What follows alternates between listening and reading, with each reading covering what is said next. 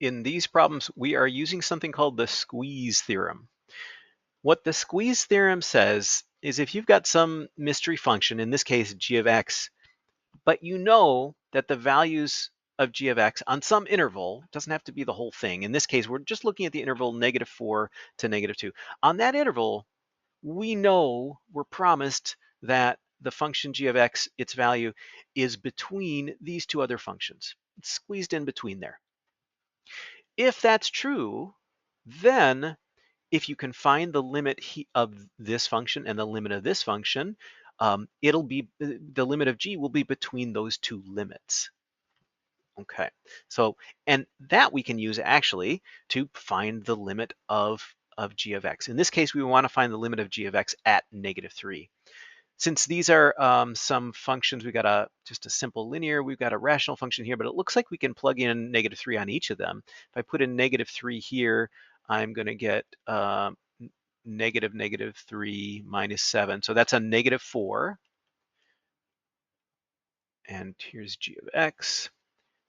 And what do we get here? So that's a positive 15 minus 19 over 1.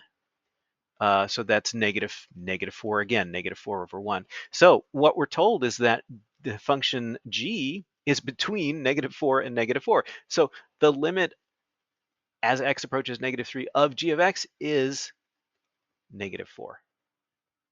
Okay, let's try one more. So by the squeeze theorem, we're being told that g of x is between this function and this function on this interval from -6 to -4.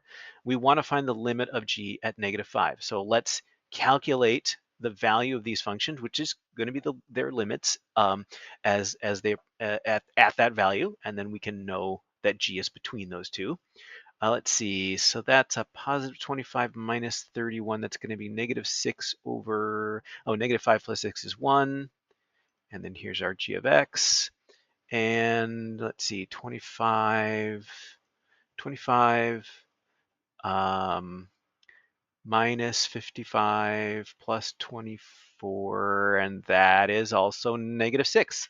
Aha, so g of x must be -6 at x equals -5. Therefore, the limit as x approaches -5 of g of x is -6. So that's a little bit of work with the squeeze theorem.